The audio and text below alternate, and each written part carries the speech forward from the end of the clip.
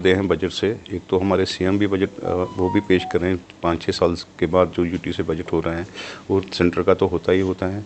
हर साल हमसे फीडबैक्स लिए जाते हैं। हर एक सेक्टर के अपने अपने मुतालबे होते हैं। जैसे अपने टूरिज़्म की बात की, हाउस बोट की बात की। टूरिज़्म अभी जो डेवलप हो रहा है अच्छी तरीके से और फास्ट ट्रैक पे हो रहा है, और जो हमारे इसमें यंग यूथ्स वगैरह जो इसमें इन्वॉल्व हो रहे हैं, जिनके पास जॉब्स नहीं है, जॉबलेस हैं, और इसमें उनको जॉब भी मिलता है, तो बहुत सारे जो हमारे स्टेक होल्डर्स या जब नई इन्वेस्टमेंट हो रही है, तो डेफिनेटली बजट में एक अच्छी एलोकेशन होनी चाहिए टूरिज़्म को प्रमोट करने के लिए।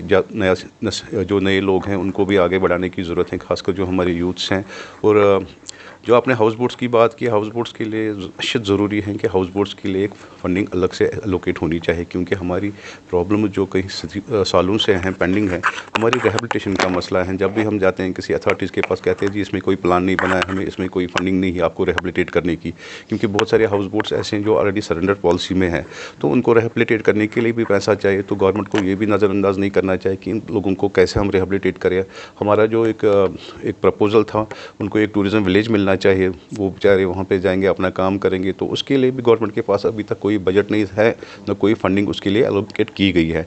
और उसके साथ साथ जो हमारा दूसरा अभी जो कंसर्न है, टूरिज़्म ठीक है, अच्छी बात है, टूरिज़्म बढ़ता है, लोगों को रोज़गार भी मिलता है, पैसा भी जनरेट होता है, मगर जो एनवायरनमेंट की बात होती है, जहाँ तक हमारा एनवायरनमेंट है वो ऑलमोस्ट ख़त्म होता जा रहा है। जैसे हमारे वाटर बॉडीज़ हैं, हमारी लेक्स हैं, रिवर्स हैं, या जो नेचुरल ब्यूटीज़ हैं, ग्लेशियर्स हैं, सब तबाह हो रहे हैं। तो टूरिज़्म बढ़ने से ये तो हमें इस चीज़ का ये चिंता नहीं होनी चाहिए कि हम कल सस्टेनेबल टूरिज़्म बना भी सकते हैं कि नहीं बढ़ा सकते हैं या बना सकते हैं।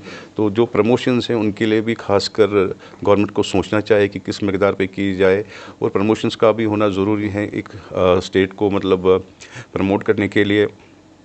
जहाँ तक मैंने एनवायरनमेंट की बात की, तो मेरे को लगता है ओवरऑल जो हमारी ये जो एनवायरनमेंट, फ्लोरा फौना जो भी है, इसको बचाने के लिए गवर्नमेंट को एक मेजर स्टेप लेना चाहिए, और इसके लिए जितनी भी इनको फंडिंग एलोकेट करनी है इनको करनी चाहिए, और इस पे काम भी जल्दी से जल्दी होना चाहिए। क्योंकि हमारी एक ये अभी जो एक्सपीरियंस है, जब भी हम जाते हैं कंसर्न लोगों के पास, तो ये चीज़ है, एनवायरनमेंट में ये प्रॉब्लम्स हैं, रिहेबिलिटेशन की हमारी ये प्रॉब्लम्स हैं, या जो हमारी यंग यूथ्स हैं उनको मतलब प्रमोट करने की ज़रूरत है, तो सिंपली आंसर मिलता है कि हमारे पास पैसा नहीं है। तो हम चाहते हैं कि स्टेट और सेंटर ये दोनों मतलब ध्यान में रखें, इस बजट में कम से कम इन चीज़ों के लिए अलग से एक फंडिंग एलोकेट होनी चाहिए, ज़रूरी है। अभी पास मेरे को लगता है जो टूरिस्ट फ्लो आ रहा है, तो हमारी कैरिंग कैपेसिटी जो है उतनी मतलब उनको कैटर करने के लिए इनफ नहीं है। तो नई डेस्टिनेशन की जहाँ तक आपने बात की, उनको भी प्रमोट करने की ज़रूरत है।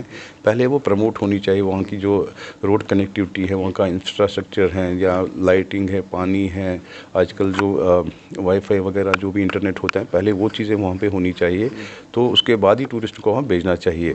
ज़्यादा टूरिस्ट आएंगे, एक ही जगह पे लोड पड़ेगा, वो भी अच्छी बात नहीं है। जैसे हम अभी जो वर्जिन डेस्टिनेशंस हैं उनको भी मैप पे लाने की ज़रूरत है। जो विंटर टूरिज़्म हमारा था, खाली गुलमर्ग पे लोड पड़ता था, जो अभी टनल खुल गई तो अच्छी बात है, तो लोग थोड़ा डाइवर्ट हो गए सोनमर्ग की तरह भी, वो भी एक बहुत अच्छी विंटर डेस्टिनेशन है। ट्रेन भी अब ट्रेन जो मतलब एक्सपेक्टेड है, उसमें ज़्यादा जो हमारा बजट टूरिज़्म या लो बजट टूरिज़्म था, वो ट्रैवल नहीं कर पा रहा था Kashmir due to certain reason, जैसे कभी हाई एयर फेयर भी होते थे।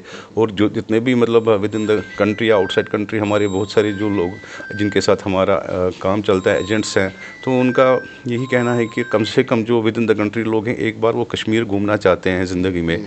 वो ट्रेन आने से उनको ज़्यादा फ़ायदा मिलेगा, क्योंकि वो एफर्ट करेंगे यहाँ पे आना। तो जैसे ही ट्रेन आएगी, तो ट्रेन में जो भी लोग आएंगे with various parts of the country, different parts of the country, metropolitan city जो भी है, तो एक अच्छी बात है। रोड कनेक्टिविटी हमारी बहुत बेहतर हो गई, जहाँ हमें 14 घंटे लगते थे, अब 5 घंटे में वो सफ़र तय हो रहा है, या ट्रेन के आने से बिल्कुल कम होगा। मगर हमें इस चीज़ का भी ध्यान रखना है कि टूरिस्ट फ्लो के साथ साथ हम उनको कैटर कर सकते हैं। हमें इंफ्रास्ट्रक्चर की ज़रूरत है। अगर नई जगहों पे इंफ्रास्ट्रक्चर डेवलप होता है, वो हेफाजत मैनर में नहीं होना चाहिए, वो एक ऑर्गेनाइज्ड वे में होना चाहिए, क्योंकि जो हमारी ये नेचुरल ब्यूटी है, नेचुरल जगहें हैं, इनको हम तबाह नहीं करना चाहते हैं। गवर्नमेंट से हमारी यही रिक्वेस्ट रहेगी कि एक ऑर्गेनाइज प्लान आप बना दीजिए कि चलो ठीक है, इंफ्रास्ट्रक्चर ठीक है, लोगों को रहना है वहाँ पे, तो जैसे आपको अच्छा लगे। मतलब एक चीज़ है कि एनवायरनमेंट का खास ख्याल रखा जाए, और इन डेस्टिनेशंस को तबाह भी न किया जाए, और सस्टेनेबल टूरिज़्म यहाँ पे हमारा जो इसके साथ हम सदियों से जुड़े हैं, सस्टेनेबल मोड पे लाने की अच्छी ज़रूरत है। और इको फ्रेंडली जो अकोमोडेशन है वो इन नई जगहों पे बननी चाहिए।